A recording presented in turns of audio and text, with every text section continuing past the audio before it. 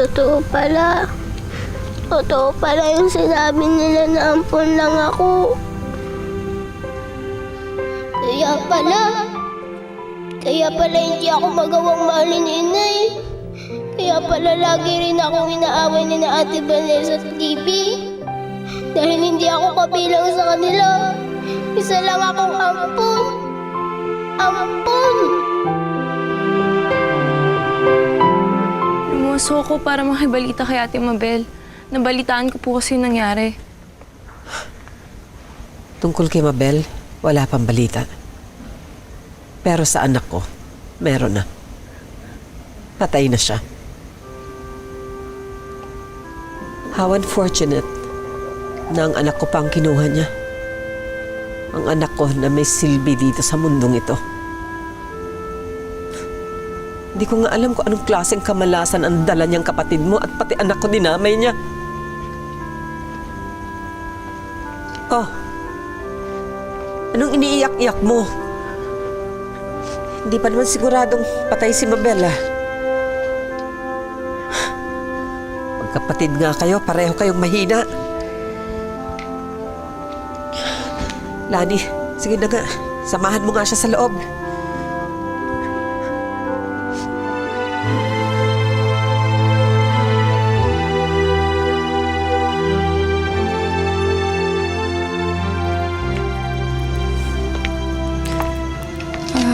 Tita, sino po yung babaeng yun? Kapatid daw ni Mabel. Half-sister. Magkapatid sila sa ama. Kaya siguro from the beginning talagang hindi ko na gusto si Mabel. Magulo ang pamilya. Malas. Biro mo, dalawa ang asawa ng ama.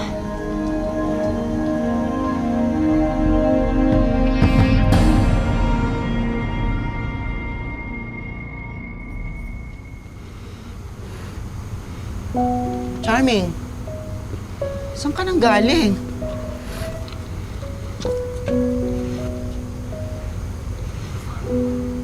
Baby, ba't ganyan ang itsura mo? Hindi ba sabi ko sa'yo na ang sikreto ng kagandahan ay nasa kalooban? Kaya dapat practical na nakasmile, like a true beauty queen. Ganito, oh. Hi! Waipet yata magpapatawa ko. Baby, anong problema? Hindi mo makakaila sa akin kasi namamaga mga mata mo. Sige na, sabihin mo sa akin kung anong problema. Dahil kung hindi, magana nga mga mata mo, magapa ang ilong mo. Ate Susmita, totoo palang ampun lang ako. Teka, hindi ba napag-usapan na natin yan? Diba? Na tinutokso ka lang ng mga kalaro mo? Hindi po, Ate Susmita. Totoo po yung sinasabi ko. Totoo nga pong ampun ako. Kaya inay ko po bilis narinig.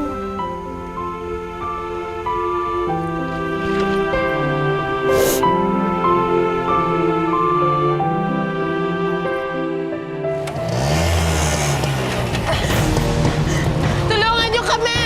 Kailangan namin ng doktor! Inay! Inay, huwag ka bibitaw, Inay! Kailangan kita, Inay! Bilisan niyo! Bilisan niyo! Tulungan niyo nanay ko! Bilisan niyo! Doktor! Nasaan yung doktor? Nanay ko!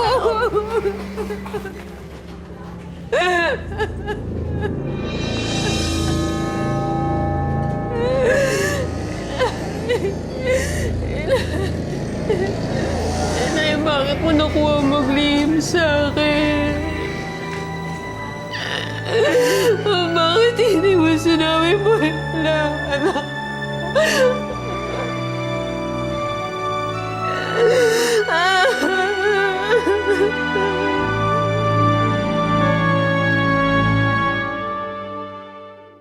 Ay. Inay, bakit sardinas sa ulam natin? Ay, hindi. Pandagdag lang yan. Meron din tayo masarap na ulam.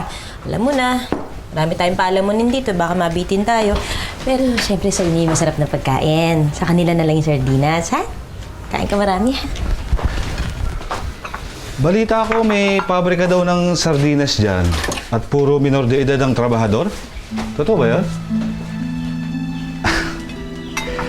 Napakahirap talaga ng buhay ngayon, ano? Maswerte na lang tayo at kaya ko pang buhayin itong mga bata. Hindi nila kailangan magtrabaho. Di ba, Sofia? Oo. Oo naman. Ay, nasan nga pala si Charming? Bakit kanina ko pa hindi nakikita? Wala, nandyan lang yan. Palaboy-laboy lang yan. May batang yan, wala inatubang kundi ang paglaro na. Sige, ako na maghanap sa kanya. Mauna na tayong kumain. Baka maubusan pa tayo ng ulam. Halika na. Di na, sige na. Mauna na kayo. Tiintayin ko si Charming.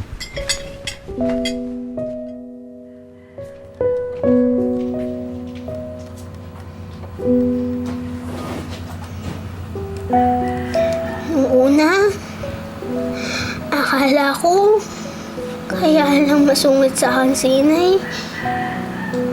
Kasi pangit ako. Tanggap ko naman yan eh.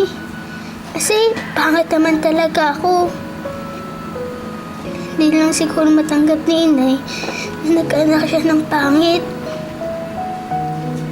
Kapag lumalabas sila, tapos niiwan nila ako, niisip ko na lang kasi mapapahiya sila. Kaya ako na lang mismo yung nagpapaiwan. Kasi ayoko rin naman sila mapahiya eh. Nung nagkasakit ako, tapos kinulong ako ni inay sa bodega, inisip ko na lang kasi maawa sila Vanessa at Libby. Ayoko sila maawa. Okay lang na magkasakit ako. Kasi pangit naman ako eh.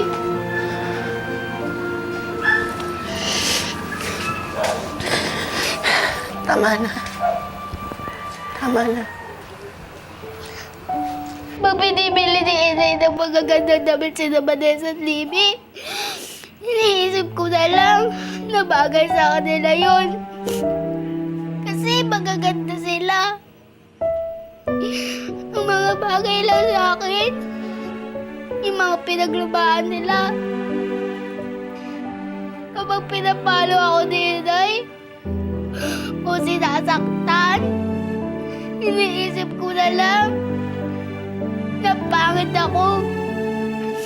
Pangit ako! Hindi ka pangit.